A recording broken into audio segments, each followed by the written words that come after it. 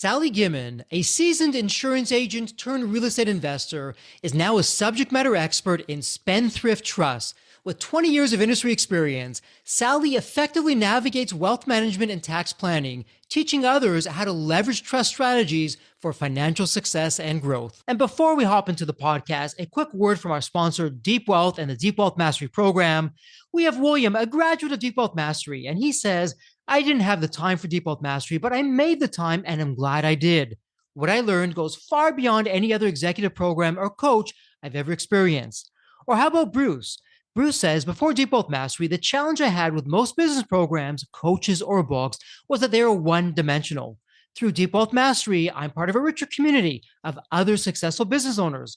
The idea shared forever changed the trajectory of the business, and best of all, the experience was fun. And we'll round things out with Stacy. Stacy said, I wish I had access to the Deep Wealth Mastery before my liquidity event, as it would have been extremely helpful.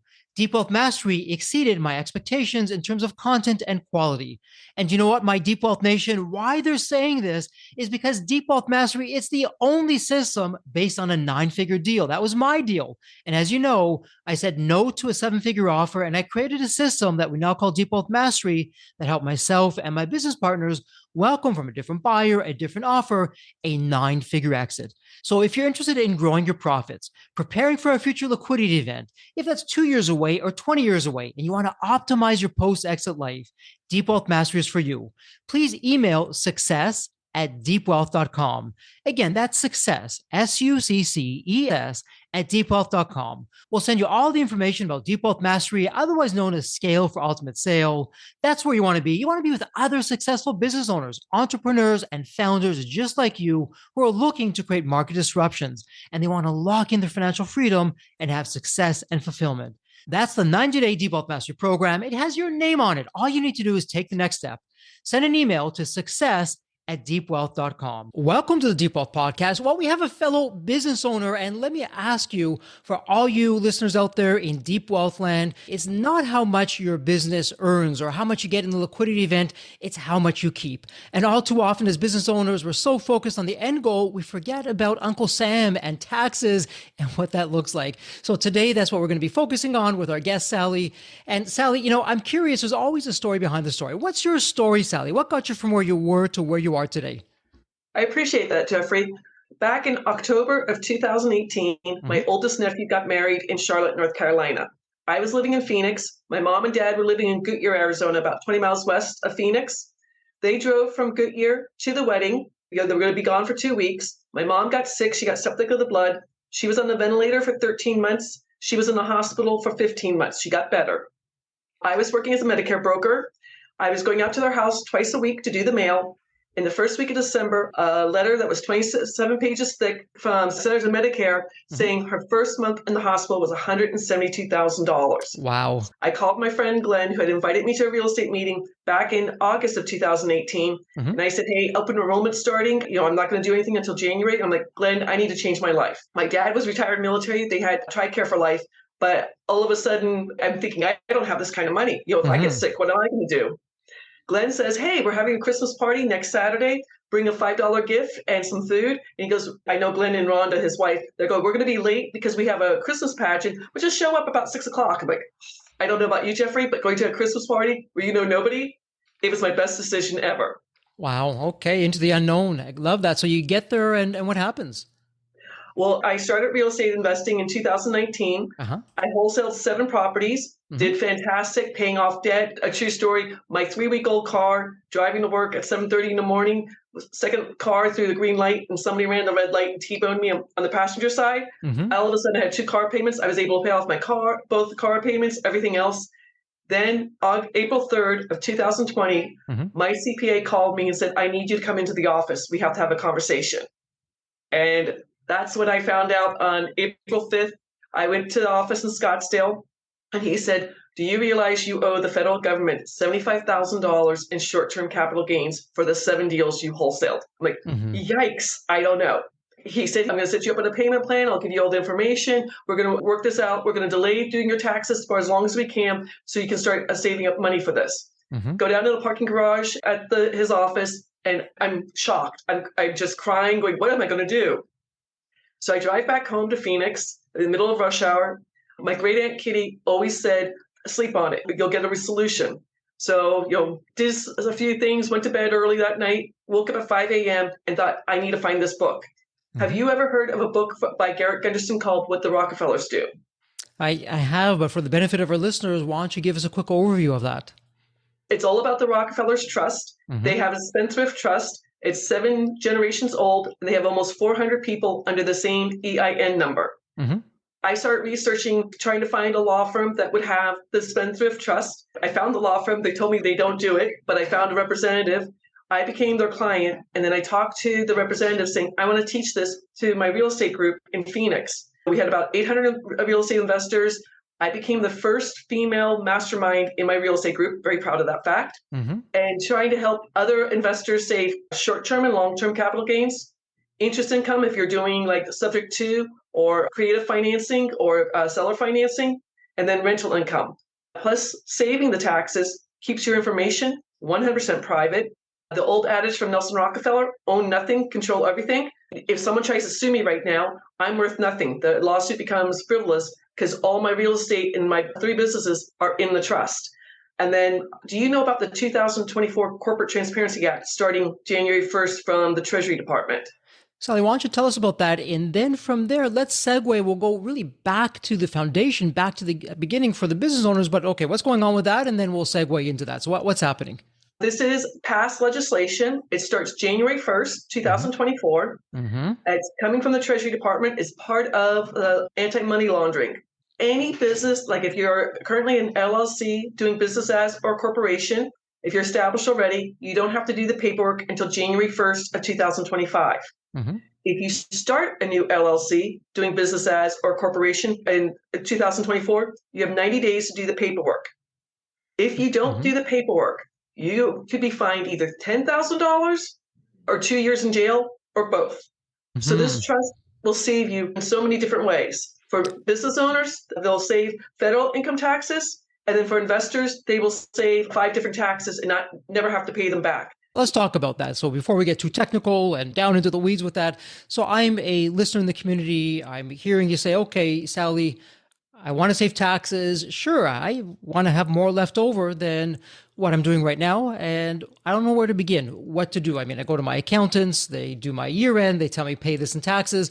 So Sally, what are most business owners missing from a big picture, very high level? What's going on with that they don't know that they should know? Someone like yourself can help them with that. Right. The trust is legal, it's copywritten, and it's in the IRS tax code 643B. I have 3 articles I send to people who set meetings with me from Forbes magazine. Each article says you should be making about $3 million to $5 million. So Sally, walk us through that again. Let's take a step back here. So if what I'm hearing you say is, okay, if I have a business and it's of a certain size, I can create a trust. And now the trust is going to own that business. And because the business is in a trust, there's legal ways that I can have lower taxes or put off paying taxes. What's the logistics and mechanics of that? How does that work as me owning the business or someone else owning the business as opposed to the trust? It seems like that's a differentiator. If it's in this special kind of trust, that trust has a lower tax rate. Am I getting that right? Am I on base, off base? Right. What's going to happen? You're going to file a 1041 tax return. Mm-hmm. The majority of Americans file 1040 tax returns. Okay. And with the trust, the law firm I work for, they have the 72-year-old copyright on the trust. They give you a certification. In 72 years, not a single trust has ever been audited. They make sure it's written correctly. You're going to have a new EIN, employee identification number. Sure. You're going to open a new bank account. Some of my clients might have several bank accounts. The money goes into the new bank account. And then from the beneficial trust, I then can pay whatever I need to. With the business trust, it's going to cover everything. It's going to cover your mortgage, your homeowner's insurance, your electricity, your gas bill, your garbage pickup. You will have to go to the DMV and change the title on your cars to the trust name. The trust will pay for your car insurance, the registration of your car, the gas. Sure. And so, Sally, let me ask you this, because I know if I'm a listener, I'm hearing us talk and I'm thinking to myself, okay, I can save up to 90% on federal taxes and it's all legal. Sounds like it's something going on here. What's the catch? So how are we able to do this, Sally? Because you're saying it's above board, it's legal, it's been around 75 years or so, really no issues with that. How's it possible? Correct. Actually, it's older than that. It does come from England. Hmm. Back when King Henry VIII, the famous king who chopped off his wives' heads, he started the Church of England. He went to go tax the lords and ladies of England. They went back further in history to the Magna Carta. Hmm. It came to the United States while we were still a colony. Hmm. The law firm I work on behalf of, they inherited a trust that turned 300 years old in 2023. So the rich families, when the tax code went into effect in February of 1913, the Hmm. Barron families, the Rockefellers, the DuPonts, the Carnegies, and the Kennedys Hmm. made sure they put this in the tax code. Worst case scenario, I hope this doesn't happen, but if Congress ever changes the tax code 643B, I won't Hmm. be able to sell any more trust and help any more people. Hmm. But anyone who has a trust is a contract. And as long as the contract's in good standing, it cannot be broken. And my clients are saving thousands and thousands of dollars. Do you mind if I tell you a story about one of my clients? Sure, would love to hear that. He's a dentist. His wife is a school teacher. They have 2 young children. He has an LLC. He has a receptionist and a hygienist that he pays for being a dentist. Hmm. He has everything in an LLC, which is just an extra branch. You do a K1 in March 15th, so you can do your taxes on April 15th. We took the dental practice out of the husband and wife's filing jointly. He's going to save quite a bit of money there. And we lowered their joint taxes because I can't work with the wife's W-2 income. Unfortunately, that has to stay out of the trust. We're going to lower their tax rate right now at 32%. They're going to lower it down to 24%. They're going to save thousands and thousands of dollars. The wife is looking at how much money they'll save in a full year. And she's like, I think I'm going to quit being a school teacher and stay home with the kids so we don't have to pay for after school daycare or anything like this. I mean, it's giving people incredible options. There's so much savings to be done with this. And so the technical name on this is what you're referring to as the Spendthrift Trust. Am I getting that right? Correct. The full title, if you don't mind me telling it, is irrevocable, Hmm. complex, discretionary, non-grantor, spendthrift trust. All 5 elements are super important. Irrevocable goes from generation to generation. Hmm. Complex, it can hold money day to day, week to week, month to month, year to year. Discretionary, whoever's the trustee or trustees can make the rules for the beneficiaries. Non-grantor, when you start the trust, you're going to have someone who's not a beneficiary become the settler, set up the trust for you, Hmm. be the trustee for 10 minutes, and then they sign themselves away. This is not a speed bump. Either myself or somebody from the law firm can do this for you free of charge. You will need a social security number. Okay. And then spendthrift. It's been in front of the United States Supreme Court 2 different occasions. Both times the Supreme Court has favored the spendthrift trust, said it's legal. When you make an appointment with me, I can send you 2 pages of case law that shows that this trust is on the federal level, not the state level. It's on the federal level, and it works. My clients, I'm not trying to crow, my clients are saving thousands of dollars with this. And so, Sally, a listener who's saying, okay, wow, this sounds really good. Let me run this by my tax lawyer or my accountant.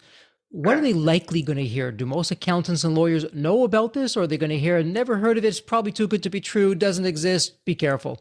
Completely true about that. Hmm. Most CPAs don't study in law school. There are Okay. over 1 million attorneys in the United States. Hmm. Only 4% are trust attorneys. In Hmm. a textbook, the trust attorney study is called Scott and Asher on Trust, 5th edition. True story. I do a monthly meeting. I had a grown son. His parents have 5 apartment buildings in the Bronx. They're planning on selling. He and his 2 sisters don't want to be real estate investors anymore. Hmm. The parents are going to pay a lot of money in capital gains. He asked for information. I sent him the information. He contacts me about a week later saying, my CPA does not believe this. So Hmm. I gave him the recommendation for that. And then I had someone set up an appointment with me a week after that. It was a CPA from New York. He's Okay. just like, I got a copy of this book. I'm reading about this. He goes, this is amazing. I have all kinds of clients who need to save money, especially he's a real estate CPA. He and I are working I have a JV agreement. I work with him and his clients. We just help them save so much money doing that. Got it. Okay. And so, Sally, earlier you mentioned that you're working with a very specific law firm that goes back Correct.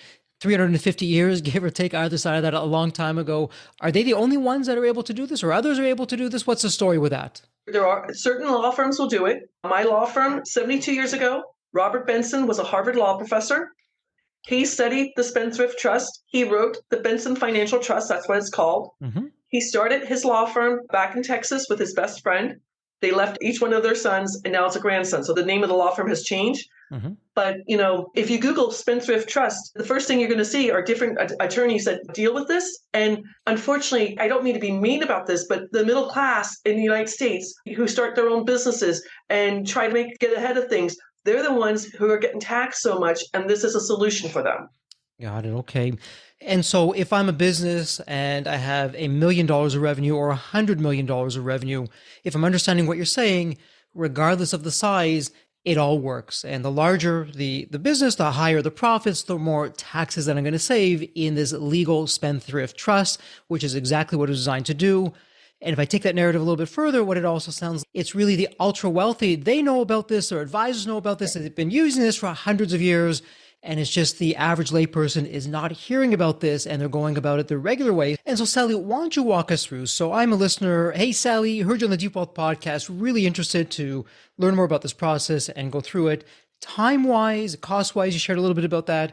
How long does it take? And I know every business is different and every situation is unique. I get that. Generally speaking, though, for someone who's coming with you and saying, okay, yeah, Sally, go ahead, let's do it. Let's get this in place. What are we looking at in terms of your process? What's going on? What are you walking me through? How long does that take?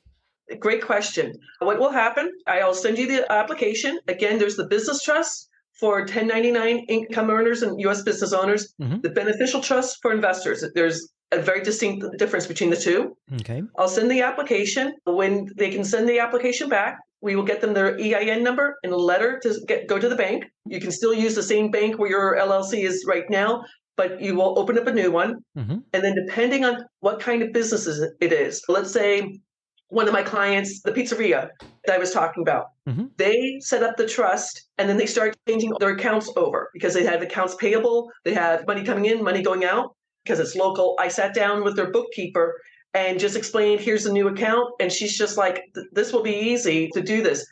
Most of my clients, have questions for the first few months, but after that, there's some paperwork. I'm going to be honest, there's some paperwork to be done. And like when I started, the notes I have, there was a distinct way that we had to send a letter so many times in a 2-month period. So they knew that things didn't change on them. But after 2 months, the money started coming through the beneficial trust, like the way it was designed. So Sally, what I'm hearing you say is someone who wants to go about doing this, they'll work with you. You'll help guide them through the paperwork. There's a legal team that you're working with, some lawyers who will help set this up. And then once that's done, you get some government papers, some EIN numbers going.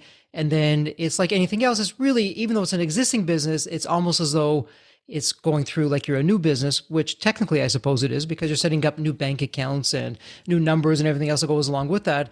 But the business continues doing what it's doing. And it's just on the back end, it sounds like there's a transitionary period, different bank accounts, maybe new checks that are coming out, different names, but that's about it. And so what would be the biggest downside? There's lots of upside. Nothing's ever perfect. If there's a downside to this, what would that be? What do you think that would be? I would say the worst downside is if future generations don't keep it up. Keep doing, let's say future generations, instead of being an entrepreneur, they're going to be W-2 income people. The money might not be going through the trust. At that time, that could be the worst case scenario. But there are people, people to talk to them for that. What I'm also hearing you say, though, a potential downside, it just sounds like there's some logistics that needs to happen. You have to have a different bank account set up. You have to change over your payables, your receivables. Once you go through that, though, it sounds like it's just done. And now for the first year and then going forward, how my accountants prepare the taxes, how I file the taxes, does that change for me? Or is it a different set of accountants that I need? What's going on there? We introduce you to accountants wherever you are who understand how to file the paperwork with the trust. Your CPA, you'll have 1041 tax return done for you. That's part of the cost of the trust. Then they will train your accountant after the busy season's over with. And again, several accountants that I've been working with, they have other clients. They want to learn how to do this so they can be filing the right paperwork for their clients too. We're always looking for more accountants to work with the law firm. Got it. Okay. Okay. So it sounds like a little bit of education on my accountant's part, but you, your team, the system, it's set up to help walk them through that. And I suppose it's like anything else. After you do it once, the next time's easier. The next one after that's even easier. And before you know it, it's just like it was before. And the upside is, as a business owner that now has a trust that's owning the business, from what you're saying earlier, I'm really protecting myself legal wise if there's any lawsuits against the company. And at the same time, I'm also paying lower taxes that go on with that. How am I doing with that so far? Exactly. Okay. You're spot on. Terrific. And again, just to recap, because I know we hear these things, we also hear the horror stories. And with the internet, yes, it gets magnified even more. But for our listeners who are saying, okay, I can save up to 90% in taxes. This has been around for nearly 400 years. I'm just upping that a little bit. The ultra wealthy are using it. And I probably haven't heard about it because I'm not necessarily in the right circles until now. Sally, you and this law firm, you're really taking it out to everyday people, making it accessible to them, and they're the ones that are going to be benefiting from this. Let me ask you this, and I don't want to jinx anything in asking this question. I mean, if this is so good, why hasn't the government really buttoned up this loophole? What's going on with that? I'm going to be honest, a lot of the U.S. presidents and senators have this trust themselves. They know about it. Like you said, they know the right people. I'm not trying to be political, but I'm really watching what's going on with former President Trump. His father started the trust for the family back in the 70s. Okay. One thing the trust will not cover is fraudulent activity. And for the benefit of our listeners, just if they're not following along, so a trust in the eyes of the law, even though it's not a living, breathing person, the law recognizes this as a separate entity. So that's why, Sally, you were saying earlier, if you own your company personally, if you have an LLC, if you have an S corporation, a C corporation, whatever the case may be, that's what the law is currently recognizing. But when you put it into the trust, the eyes of the law now go to the trust itself, and you're taking yourself out of the mix. And so what I'm hearing you say is, as long as the trust is in compliance, everything goes well. And in answer to my earlier question, what I'm also hearing you saying, most of the politicians, most of the ultra wealthy are using this trust mechanism. And so for their own benefit, they want to make sure this trust is around for their family, for the future generations, for their wealth. And that's likely one of the reasons why this has stayed here for all these hundreds of years and why it's still in good standing. How am I doing with that, Sally? Perfect. Exactly. And once you start the trust, it is a contract. And again, follow one of my favorite books, Rich Dad, Poor Dad. He always talks about pay attention what the rich do. The rich know things that regular people don't know. And again, I use the book from Garrett Gunderson. I'm just like, if the Rockefellers can do it, why can't I do this? With the trust, because it's copywritten, that's considered royalty income. I do have 3 online businesses. I have saved 6 figures in federal taxes within the last 3 years. And that money's my money to spend how I want. If I want to start another business, if I want to start a charity, if I want to give to charity, it's my options to do that. Wow. Almost sounds too good to be true, but you've given us all the reasons why it is true and why it is good. And so, Sally, let me ask you this. Before we go into wrap-up mode, is there a question that perhaps I didn't ask that I should have, or a topic that we haven't covered, or is there a message that we haven't spoken about that you'd like to get out to the community? One message I do want to talk about is the liability, saving you from liability. We're in a litigious society, and it can save you there. And then also, I want to make sure your listeners know, even if they don't get the trust, they do need to know about the 2024 Corporate Transparency Act. Google it. It's Financial Crimes Network is a division of the Treasury Department. It's going to affect almost every small business in the United States, unfortunately. And so it really sounds like, as with everything else, make sure you have the right people around you. You're asking the right questions. They have the right questions that they're answering for you and they're asking on your behalf, just to keep you on the straight and narrow and keeping all of us out of trouble. Exactly. Terrific. Well, Sally, why don't we do this? I have the pleasure, and it's a ritual here, and it's really an honor here at the Deep Wealth Podcast, where I have the privilege of asking the guests the same question. Here's the question for you. It's a fun one. Let me set this up for you. When you think of the movie Back to the Future, you have the magical DeLorean car that will take you to any point in time. So, Sally, imagine now, and this is the fun part, is tomorrow morning, you look outside your window, not only is the DeLorean car sitting there, the door is open, it's waiting for you to hop on in, which you do, and you're now going to go back to any point in your life. Sally, as a young child, a teenager, whatever point in time that would be, what are you telling your younger self in terms of life lessons or life wisdom? Or, hey, Sally, do this, but don't do that. What would that sound like? I would say to Sally, I got to travel a lot. I was in the Peace Corps for 2 years, and I traveled east around the world. I would say to Sally, you should have started real estate investing much, much earlier than being 53. You could have so much money and travel so much more. So start that real estate investing a whole lot earlier. Terrific advice Yes. that's out there. And Sally, before we wrap this up, I know we're going to have all the links in the show notes. If a listener has a question or they want to move forward with this, hey, Sally, why don't you set me up on this trust? That sounds really good. Or whatever it may be, they just want to have a conversation with you. Where's the best place online that they can reach you? I appreciate that, Jeffrey. My website, www.thetrustisisyou.com. When you go out there, a video will be emailed to you that talks about the trust, so you can watch it on your own time, on your cell phone or on your desktop. And then after that, you can schedule an appointment with me.